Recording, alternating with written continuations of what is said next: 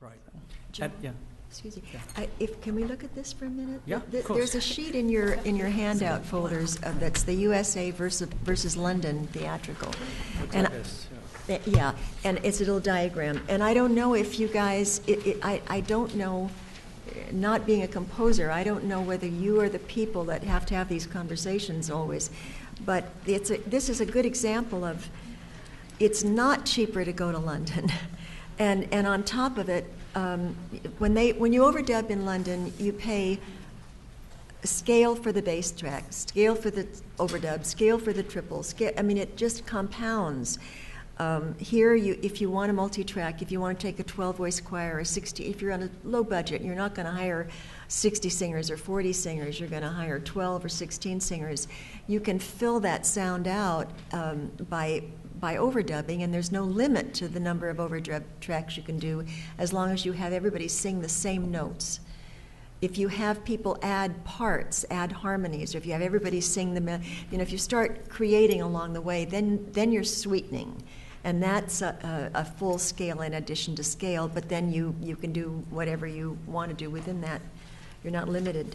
But, and then when you add to that the cost of travel and the cost of hotels and stuff, I mean, it doesn't save money. The companies are obligated to that percentage that Terry was talking about, whether there are singers there or not. They have to pay that to the union.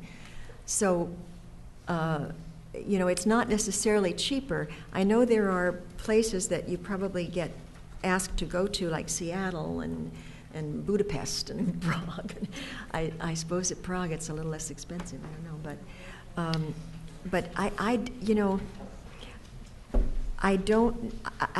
I would think that it's intimidating for a composer to have those conversations with the producer, and I don't know, maybe if you've ever gone through that in your earlier stages, or.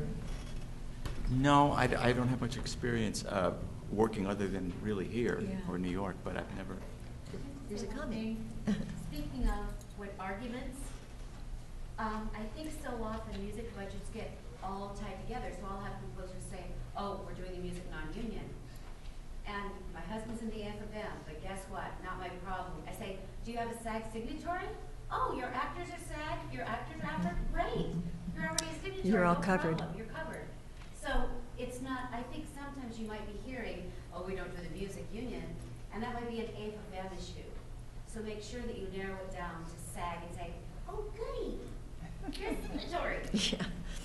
Yeah, that's great. Yeah. And I just wanted to, kind of a combination of all of those things is to using these real world examples, I think sort of demystifies a lot of the information that's out there, and everything, it's very anecdotal, and I've heard this or I think that, and any way we can kind of add clarity to it with either these examples, or as Bobby was saying, it's a completely different situation with the singers as the musicians. But and I know people are somehow always afraid to call us. We'll have a conversation with anybody about anything. You don't have to tell us what project it is, we kind of need to know if it's a film or a TV show or whatever, so we know what contract we're talking about. But we'll run you through hypotheticals, different options. There might be options that are less expensive that the producer you're dealing with doesn't even know about. So anytime you want to pick up that phone and call us, call a contractor, we're happy to just give out information to whoever. And they don't hunt you down if you decide not to do it. Yeah, I mean, or if you don't want to tell us what it is. I mean, the answer's the same no matter who it is or what it is. It's just based on whatever type of work you're doing. Yeah. So, as much as we can educate folks out there and give you the tools, or whoever it is that needs the tools to have that conversation, we want the accurate information to be out there because we want the decisions to be made based on that information, not on just what somebody heard maybe 10 years ago or down the street, or because I know that's how producers work. Mm-hmm. And if sorry, and in principle, you're also willing to talk to the producers on our behalf, and we'll have a conversation with you first to kind of know what the parameters are. But again, we're not always the best people to negotiate. I know I'm really bad at it, but we write the music, and we don't know all the facts. We can put them in touch with you, Absolutely. who can argue in the kinds of details and give them the figures, the hard figures that they need to figure out. Well, actually, this is workable. Let's do this, and then everyone's happy. Sally, are you happy?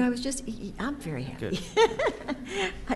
Good. I don't know if this is a separate question that you had, Joel, but maybe we should talk about the most affordable kind of entryways to contracts, just so you can get used to dealing with union contracts. And there's something called the Songwriter Demo, which is an offspring of the sound recordings contract, and it's just 50% of the sound recordings contract. So it makes a solo about 109 now. Soloists to do, and the group it goes down proportionately, and it's by the hour or the side, and there's no charge for multi-tracking. Correct. So if you have material, if you have a song that you want to try to market, it protects you and it protects the singer, the friend that you call in to do it. It's a very affordable contract, but something gets on paper, and it helps that person qualify for health and retirement. There's a 12.5% contribution to those funds. So that's a really affordable contract. The commercials contract also has a demo rate where you can, if you're submitting I know now that what I've been told is that the jingle houses a lot of times have the singers under contract as singer-songwriters, and those singers end up doing the demos. But if you bring a singer in, there is a demo session. I think it's an hour and a half, and you can do 4 different spots in that time. And that also just gets something on paper so the performer's protected and you're protected. And Also, I think from the composer's point of view, the creator's point of view, we saw this at the union event that we did with the AFM. Aaron Zigman, who was one of our panelists, showed us, he ran out to the car and he got a CD and he said, while we're talking about this, have a listen to this. So he showed us he got in a first call cellist at a demo rate. And so he's doing a pitch alongside lots of other pitches for a commercial, I think it was. And we listened to it, and it was a completely different thing. You've got this incredible live cellist next to everything else is sampled that everyone else is submitting. So who's going to get the job? So it shows, I think, you're going to go to that extra mile, and you're really going to get on someone's radar with that. And when you find out that it's really incredibly affordable to do that, and this is, I think, one of the big myths that we want to dispel, is it doesn't necessarily cost much, and with the demo rate, it's minimal, and you can have a top person in the studio making it sound good. Angie, did you want to add to that? I know you wanted to talk about the Songwriter Demo. Should I just go to the... Sure. Yes. Come on up, actually, I'll give you you can go there if it's on. Yeah. Hello. Hi, Angie. Okay, the one thing I wanted to say that's so great about this instrument, about the demo agreement, is that, first of all, one of the big concerns of anyone, especially songwriter, it's like, oh, but what about the paperwork, or oh, I have to become a signatory, what do I have to do? It's a one-page, it's a simple one-page agreement. It's what they call an OPO, it's a one production only. That's all you're signing up for. So you get to pay the $120. It's most song demos are being paid at $150, $200, whatever. $120 out the door. You have a paper trail. It's a one-page thing to sign. And you can get this from our wonderful reps, call Stephanie. That's basically the bottom line, just so you know that it's simple, it's user-friendly, and you're out. You're done. Thank you, Angie. Sorry. Can I actually speak to that a little bit, too? As what everybody said is definitely the information we want to get out there. I do want to let everyone know, though, the one thing you want to keep in mind when you do those is then if that demo gets picked up and used, whether you're releasing it on a CD or it gets used in a film score or a commercial, you want to make sure that you pass along any of those union obligations to whoever is either buying or licensing that song. because that's really a big part of what you're signing on to with that. You're getting the reduced rate up front so you can get the professional singers on there, but when you do actually use it in something or license it to someone, you want to make sure you're passing on any additional payments that might come up to them so that you don't stay on the hook for it. But if you don't win the job, you don't have any additional commitments. Yeah. No. Yeah. And an assumption agreement is what you have to get. It just transfers the obligation. If that demo project becomes the final whatever, if it goes into a film, or if it goes into a film or whatever, commercial or whatever it goes into, then the releasing producer has to assume responsibility for that. Right. And you want to be sure that you have them do so. Okay. So if a composer, I know this is a little tricky one because a lot of composers, they go on a union musicians contract as orchestrators and as musicians, and we benefit from those back ends, and it's also an important incentive for us to do that, to go union there. But with SAG-AFTRA, it's a little different. I mean, if a composer wants to sing on their own project, can they join SAG-AFTRA? I mean, you talked about this a little bit. I mean, you yourself, you're a member, I guess, a long-standing member. Mm-hmm. Yeah, I had already been a member for many years, so it was a You started non-issue. that as a singer, an arranger. Right. So for someone that isn't, does it make financial sense to? I mean, how much does it cost to join SAG-AFTRA, for example? Well, is that something that's worthwhile for us? The initiation fee now is $3,000 to join the combined SAG-AFTRA. If you were a member of one or the other, when the merger happened, you became a member of the new organization. There are composers that do sing and are often a part of their own project. It's a difficult subject in some ways. I mean, I would say if you are a songwriter singer, or you sing and you feel that you do it well and you do it in a professional way, I don't know that there's any reason why you shouldn't want to be a part of it.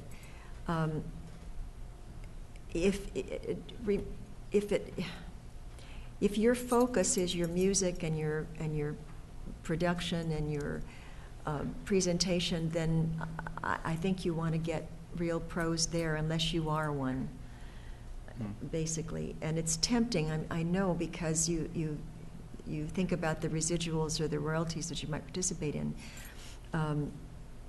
The singers, I shouldn't say most, but many of the singers, and certainly this was true more in the past than it is now, but the bulk of the singer community are singers. That's what they do. They don't work at anything else. They don't arrange, they don't conduct, they don't play another instrument. I mean, though there are exceptions, of course. So when you have a budget that is going to allow 5 people, and you want to be one of them, and you're getting paid as the composer, and you're going to go on the cue sheets, from our point of view, that's putting a singer out of work, but that's the other side of the coin. You're creating, you have to be the judge of whether you're the kind of professional that you want to have singing on your project, I think, is the bottom line. Yeah, that's a good one. Any considerations if a singer improvises on a project? Have either of you faced these kinds of situations where people are going outside of what you've written? No, I've not. You mean in a jazz sense, or Well, just I mean, adding to the adding to the I material see. that's there, or taking it beyond. Is this something that SAG-AFTRA encompasses? It factors in. How is that treated, or is it not thought about at all? I'm actually not really sure what you mean by the question. Are you talking about if they add some material that then gets used, like they think that this lyric would sound better, or they put their own little melodic twist on it? Mm-hmm. I think that's more an ethical problem question. I it guess, really is. yeah. I mean, there's nothing in our contracts Right. that actually addresses that. Right. you So know, there's no certainly- limitations in that sense. Right. You work with them in whatever way you want to get the project as you want. Right. I think with musicians, it sometimes becomes, I think it's more of an ethical question, is if somebody's had a an involvement in, brought something to a particular piece of music that becomes implicitly part of. And very identifiable. Yeah, and then it becomes more of a royalty question of whether, whether you put them on the cue sheet as a co-author for something, some part of it. Yeah, I think so. While we're on royalties, does having SAG-AFTRA singers, having singers on your music, does it have any? Does it affect royalty payments at all? We had seen that question. Are you talking about like songwriter royalties? Well, I mean, I think what I'm performance alluding to is basically, I think if you do have vocals on your music as composers, you get feature rate. Oh, you mean in ASCAP being? Yes. Yeah. Yeah. That's. Well, it's not really. It depends on the use. Yeah. Like on television or in film, if it's an on-camera vocal, or if Visual the music vocal is the complete focus of the scene, then I think right. it qualifies as a feature performance. Right. So let's have a little talk about developments on the technology front in terms of making it easy to access the information we need on singers, on vocal contractors. I know this is something you're working on. I wanted to ask Ayana if she could come out and say a couple of words on this. Yeah, sure. Just that we're, SAG-AFTRA has just recently merged. And so we have some issues with IT and stuff, and not that you guys aren't doing a fabulous job tonight, that's not what I mean, but as far as the website and all that stuff. So we are going to have our own LA Singers website kind of on the side. It's and it's being built, and we'll have, basically until we are able to move it to the SAG-AFTRA site, we'll have this. And so all of the materials that we have prepared tonight will be there, hopefully a alphabetical list of all the union singers in town, and all kinds of basically frequently asked questions, and then links to our contracts of all, as easy to use as possible will be there. So that's what we're doing. And I'm pretty sure that we can get that information to SCL members. Oh, yes. Once we have it, we can maybe post it on our website. So a few more questions. I think things that we felt would be important, good points to know, just from points of view of clarity when you're getting involved in doing a union project. So there are other considerations that you need to be aware of. What's the travel policy? This is, if a singer's traveling outside a certain area. Can you talk about this? I don't know who's best to. Yeah, Terry. I think I can talk about this. Yeah. This is another question that we were kind of puzzling over. Whenever you're working under a SAG-AFTRA contract, we take into consideration at the bargaining table a lot of protections for our members. The only thing that I can think of here, usually you're going to a studio, I think. It would only be if you're working on, say, a theatrical motion picture, and they want to go out and, film in, I don't know, like the Los Angeles Crest Mountains, and there's a scene out there where you're singing.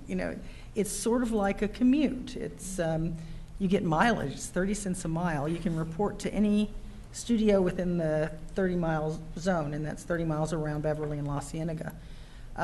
If you're not reporting to a studio, you get 30 cents a mile to the studio and back. Now, that being said, they're hiring you to go to, let's say, Albuquerque, then, they're hiring, they're paying travel and that sort of thing. They're paying for your airline ticket and your hotel room while you're on an overnight location. So those were the two scenarios that we could come up with when we saw the question, and so I hope that